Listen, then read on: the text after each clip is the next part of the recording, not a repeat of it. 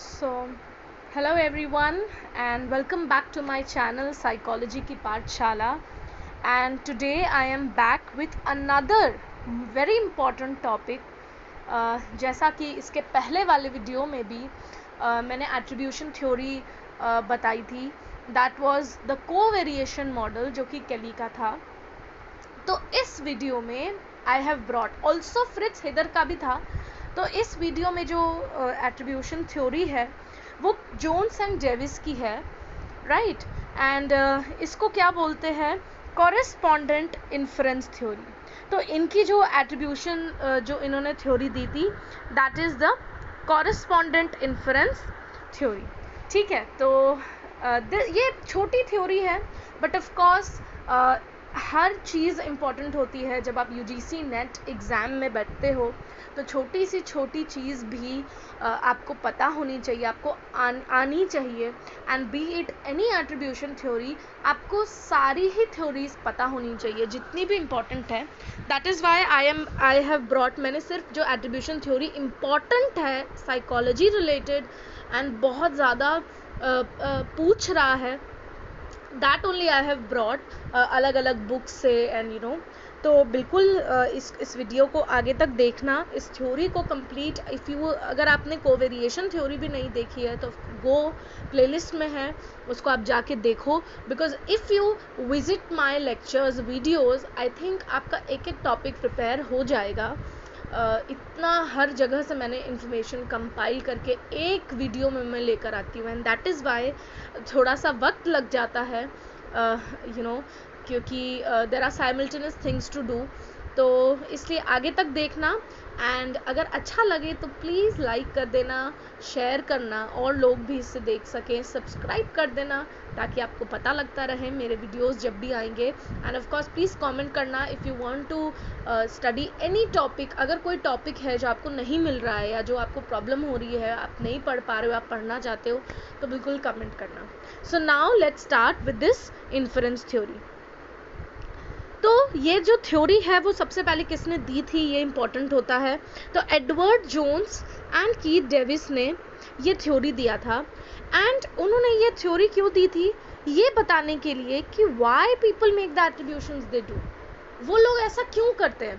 देखिए, इसके पहले जो हमारी कोवेरिएशन मॉडल की थ्योरी थी वो तो ये कह रही थी कि हम जो है एट्रीब्यूशंस 3 बेसिस पे करते हैं, राइट. कंसेंसस हो गया, देन आपका कंसिस्टेंसी हो गई. तो ये जो उनके मॉडल में था, है ना, तो डिस्टिंक्टिवनेस हो गई. तो ये सारी चीज़ें उनके मॉडल में थी. You can visit my video. और ये जो थ्योरी है वो ये बता रही है कि ऐसा करते क्यों हैं लोग. तो ये जो कॉरेस्पॉन्डेंट थ्योरी है ये किस पर बेस्ड है, उनके ऑब्जर्वेशन पे. जो लोग बिलीव करते हैं कि उनके जो दूसरों का जो डिस्पोजिशंस हैं वो उनके बिहेवियर से कॉरेस्पॉन्ड करता है. तो वो आप कैसे पता लगाओगे, है ना. तो स्पेसिफिकली ये थ्योरी जो है वो प्रिडिक्ट करती है that people try to infer whether an action is caused by internal disposition of the person by looking at various factors related to that act. तो वो ये पता लगाते हैं कि क्या जो एक्शन है वो उस पर्सन के इंटरनल डिस्पोजिशन से कॉज हुआ है. वो जितने भी अदर फैक्टर्स हैं उसको वो दिमाग में लेकर रख कर इसे देखते हैं, राइट. तो जैसे कोवेरिएशन मॉडल था उसी तरह ये थ्योरी प्रपोज करती है कि 3 फैक्टर्स होते हैं. कोवेरिएशन में भी 3 फैक्टर्स थे, कंसेंसस, डिस्टिंक्टिवनेस एंड कंसिस्टेंसी, है ना. और इफ़ यू रिवाइज, अगर आप कोवेरिएशन भी रिवाइज करते हो तो अगर तीनों चीज़ें हाई है तो एक्सटर्नल एट्रीब्यूशन, और अगर हाई कंसिस्टेंसी या लो डिस्टिंक्टिवनेस, लो कंसेंसस है तो इंटरनल होता है. तो कोवेरिएशन मॉडल जैसे उसमें 3 फैक्टर्स हैं, तो यहाँ पर भी उन्होंने 3 फैक्टर्स बताए that influence the extent to which you attribute behaviour to the person as opposed to the situation, जिसके जो ये तीनों फैक्टर्स आपको इन्फ्लुएंस करेंगे आपका डिसीजन लेने के लिए कि आप उस बिहेवियर को कैसे मतलब क्या आप उस चीज़ को उनके उस पर्सन पर उसको एट्रीब्यूट करते हो या फिर सिचुएशन को करते हो।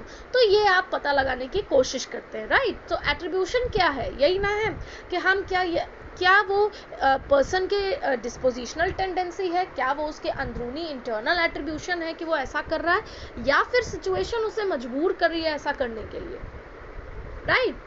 तो इसमें 3 चीज़ें होती है। क्या है 3 चीज़? Choice, circumstances and intended effects और कॉन्सिक्वेंसेस। तो does the person have the choice to engage in the action?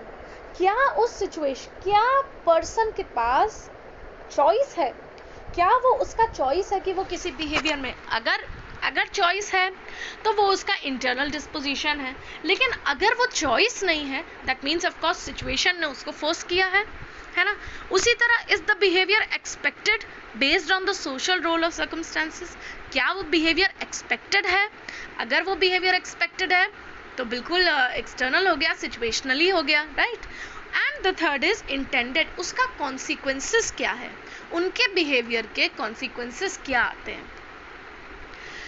देखो, अब अगर हमें ये पता है, if you know that the person was forced to engage in a given behavior, then obviously you would infer it to the situation and not the person, है ना। अगर हमको पता है कि जो वो पर्सन जिस भी तरीके से बिहेव कर रहा है वो वो उसकी खुद की चॉइस है ना, या फिर अगर आपको ये पता है कि वो जिस तरह बिहेव कर रहा है वो उसको सिचुएशन ने फोर्स किया है ना, उसको फोर्स किया गया था, तो हम यहाँ क्या बोलेंगे कि वो सिचुएशन की वजह से है, राइट। जैसे बहुत सारे स्टूडेंट्स जो हैं वो साइकोलॉजी में मेजर करते हैं, तो उनको स्टैटिस्टिक्स में भी कहा जाता है कि आप कोर्स कर लीजिए, है ना। अब अगर हमें कोई स्टूडेंट पता है जो साइकोलॉजी में मेजर कर रहा है और वो स्टैटिस्टिक्स ले रहा है, तो यहाँ पे तो हम ये इन्फर कर सकते हैं कि वो स्टैटिस्टिक्स लाइक करता है? हो भी सकता है, नहीं भी हो सकता है, ऑफकोर्स लाइक कर भी सकता है, नहीं भी कर सकता है। क्यों? बिकॉज उसको यहाँ पर बोला गया है कि आपको स्टैटिस्टिक्स का कोर्स करना है, तो वहाँ पे एट्रीब्यूशन हम जो है वो क्या है कि करना मुश्किल हो गया कि हम क्या करें इसमें, है ना। तो यहाँ पर आप इंटरनली एट्रीब्यूट करोगे या इस सिचुएशनल करोगे, अगेन तो इस पर डिपेंड करेगा, है ना। तो क्या हम यहाँ पे एकदम फैक्ट बोल सकते हैं कि उसको स्टैटिस्टिक्स पसंद ही है? हो सकता है कि उसको स्टैटिस्टिक्स पसंद ना हो, लेकिन क्योंकि उसका साइकोलॉजी मेजर था और उनको बोला गया है कि आपको ऐसा करना है, इस वजह से वो ऐसा कर रहे हैं, राइट। तो this behaviour may have been caused by the situation. हम यहाँ पे ये भी कह सकते हैं कि भाई ये सिचुएशन की वजह से हुआ, है ना। तो यहाँ पे जो एट्रीब्यूशन है वो क्या है कि हम कह सकते हैं, एक कहते हैं ना डामाडोल वाली सिचुएशन, ठीक है। लेकिन अगर हमें ये पता लग गया कि एक इंग्लिश मेजर ने स्टैटिस्टिक्स ले लिया, तो क्या हम यहाँ पे अज्यूम कर सकते हैं कि उसे स्टैट्स पसंद है? बिल्कुल कर सकते हैं, क्योंकि इंग्लिश के संग स्टैट्स की ऐसी कोई ज़रूरत ही नहीं है, लेकिन फिर भी उसने स्टैट्स लिया है, तो हम कह सकते हैं कि भाई उसे स्टैट्स पसंद होगा तो उसने ले लिया, राइट। तो यहाँ पे जो सर्टेनिटी है, जो प्रोबेबिलिटी है, जो चांसेस है, वो क्या है? वो ये हाई है कि वो बिहेवियर उस पर्सन की वजह से ही हुआ है, वो उसका इंटरनल चॉइस था, राइट। तो ये आई होप आपको ये चीज़ क्लियर हो गई होगी कि हम यहाँ पर ये एट्रीब्यूशन चॉइस, उन्होंने बोला कि हम चॉइस के फैक्टर पे करते हैं, सिचुएशन को देखते हैं और फिर हम बताते हैं कि क्या ये उसकी चॉइस होगी या नहीं होगी, ठीक है। Second, is the behaviour expected based on the social. तो यहाँ पे हम उस सिचुएशन को देखकर पता लगा रहे हैं कि क्या वो जो भी सिचुएशन है, वो मतलब जो भी चीज़ें, जो भी बिहेवियर वो कर रहा है, क्या वो सिचुएशनली वजह से है या फिर वो खुद का पर्सन का है, राइट। फिर क्या ये बिहेवियर उससे एक्सपेक्टेड है सोशल रोल या सर्कमस्टांसेस में। तो अगर कोई बिहेवियर है जो नेसेसरली रिक्वायर्ड नहीं है, लेकिन हम पर्सन से एक्सपेक्ट कर रहे हैं, तो उतना नहीं बताए। जैसे अगर हमने किसी को टक्सडो देख लिया कि वो वेडिंग में पहना है, तो हम यहाँ पे ये तो इन्फर करेंगे नहीं कि वो स्टाइलिश है या फॉर्मल ड्रेसर है, क्योंकि उसकी outfit it is quite likely to be the function of situational requirement, कि उसको ऐसा पहनना ही पड़ेगा। तो हम उसको तो देख के नहीं कह सकते ना कि भाई वो बहुत स्मार्ट इनफ है इसलिए ऐसा है। लेकिन अगर हमने एक पर्सन को टी शर्ट पहने हुए देख लिया, हाँ, एक फॉर्मल वेडिंग में, तो हम बहुत अप्रोप्रिएटली एक एट्रीब्यूशन बना देते हैं अनएक्सपेक्टेड बिहेवियर का, कि भाई इसको तो बिल्कुल वही नहीं है ना। तो यहाँ पे क्या हुआ, हमने एकदम आसानी से एट्रीब्यूशन बना लिया। तो ये क्या था, एक्सपेक्टेड के बेसिस पर, कि ये इससे एक्सपेक्टेड है या ये नहीं है, एक्सपेक्टेशन के बेसिस पे हमने बना लिया। और जो तीसरा है वो है इंटेंडेड इफेक्ट्स और कॉन्सिक्वेंसेस। तीसरा क्या है, इंटेंडेड इफेक्ट्स पे, कि जोन्स एंड डेविस ये बिलीव करते हैं that you should look at the effects of the person's behavior that can be caused by only one specific factor as opposed to many factors। तो वो कहते हैं कि आपको उस पर्सन के बिहेवियर के इफेक्ट्स को देखना पड़ेगा, जो कि सिर्फ एक स्पेसिफिक फैक्टर से कॉज हो सकता है as opposed to many factors, है ना। और अगर एक ही इंटेंडेड इफेक्ट आ रहा है तो हम ये कह सकते हैं कि क्यों वो पर्सन इतना ज़्यादा मोटिवेटेड था उसी बिहेवियर में एंगेज होने के लिए। एंड अगर मल्टीपल गुड इफेक्ट्स है तो हमारे लिए ज़्यादा मुश्किल हो जाता है ये पता लगाना कि भाई ऐसा उसने क्यों किया।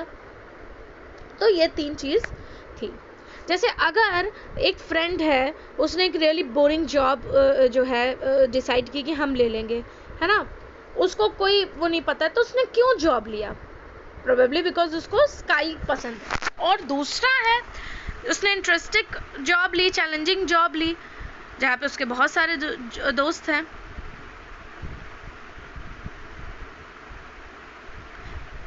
who knows, हाँ।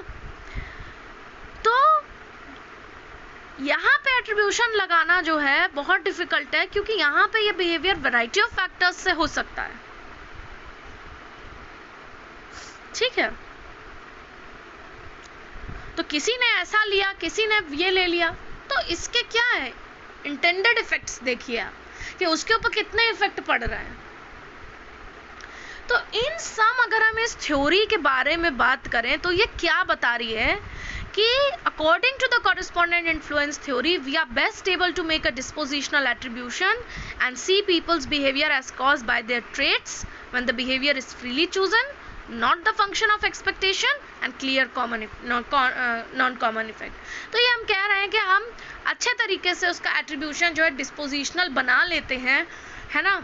और हम ये कहते हैं कि भाई इसका जो बिहेवियर है वो उसके ही खुद के ट्रेड्स की वजह से है, जब वो बिहेवियर उसने फ्रीली चूज़ किया है, जब वो सिचुएशनल एक्सपेक्टेशंस का फंक्शन नहीं है कि उसने किसी एक्सपेक्टेशन के उससे किया, है ना। जैसे वहाँ पर उसने टक्सडो पहना था, तो वहाँ पे क्योंकि फॉर्मल रिक्वायरमेंट थी इस वजह से उसने पहना था, तो हम ये तो नहीं कह सकते कि ये इसी की एकदम चॉइस थी, क्योंकि वहाँ पे ऐसा रिक्वायर्ड था, एक्सपेक्टेड ऑफ हिम था, है ना। लेकिन वहाँ पे उसने टी शर्ट पहन के आ गया वो, और वहाँ पे टक्सडो पहनना था, उसने टी शर्ट पहन लिया, वहाँ उससे एक्सपेक्टेड नहीं था कि वो टी शर्ट पहनेगा, बट वो टी शर्ट पहन के आ गया। दैट मीन्स वो उसका डिस्पोजिशनल एट्रीब्यूशन था, वो एक्सपेक्टेड नहीं था, उससे अनएक्सपेक्टेड था, है ना। और क्लियर नॉन कॉमन इफेक्ट्स, ठीक है। तो ये तीनों चीज़ें जो है वो यहाँ पर कॉरेस्पॉन्डेंट इन्फ्लुएंस थ्योरी कहती है कि हम इस तरीके से एक डिस्पोजिशनल एट्रीब्यूशन बनाते हैं, ठीक है। तो हम कब डिस्पोजिशनल एट्रीब्यूशन बना लेते हैं, जब हम देखते हैं कि वो बिहेवियर जो है वो उसके जो है it is cause by the traits, जब वो फ्रीली चूजन है, वो सिचुएशनल एक्सपेक्टेशन का फंक्शन नहीं है, और उसके क्लियर नॉन कॉमन इफेक्ट्स हैं, ठीक है। तो आई होप आपको ये समझ आ गया हो। ये बहुत छोटी थ्योरी है, बट अकॉर्डिंग टू मी कोई भी टॉपिक मिस नहीं होना चाहिए, कोई भी चीज़ मिस नहीं होनी चाहिए। इस वजह से आई हैव ब्रॉट दिस कि ये छोटी मोटी चीज़ें भी ये पता होनी चाहिए, एंड इनका नाम बहुत ज़्यादा है एट्रीब्यूशन थ्योरी में। तो ऑफकोर्स ये तीनों चीज़ें आपको याद होनी चाहिए, पता होनी चाहिए, ठीक है। एंड कभी कभी इजी क्वेश्चन भी पूछ लेता है कि ये थ्योरी किसकी है, तो ऑफकोर्स आपको पता होना चाहिए ना कि ये थ्योरी किसकी है। तो ठीक है, तो दिस वाज द थ्योरी। अच्छे से करिए, अच्छे से पढ़ाई करिए, and of course I will be bringing more videos. थोड़ा सा टाइम दीजिए आफ्टर दिस। इस वीडियो के बाद एक बहुत ही इंपॉर्टेंट टॉपिक है फंडामेंटल एट्रीब्यूशन एरर, है ना, तो वो I will try to bring that also. इसके अलावा हेल्पिंग बिहेवियर के बारे में भी बहुत सारे क्वेश्चंस पूछते हैं, क्या स्टेप्स है, कब लोग हेल्प करते हैं, तो ये सारा भी है। तो सोशल साइकोलॉजी भाई साइकोलॉजी बहुत वास्ट है, आप जितना घुसते चलोगे आपको उतना पता लगता चलेगा। तो बने रहिए इस वीडियोस में, एंड बहुत सारे टॉपिक्स आएंगे धीरे धीरे धीरे धीरे करके, एंड आपका अच्छा प्रिपरेशन हो सकता है। If you watch my videos, of course आपका अच्छा प्रिपरेशन हो सकता है। So all the very best.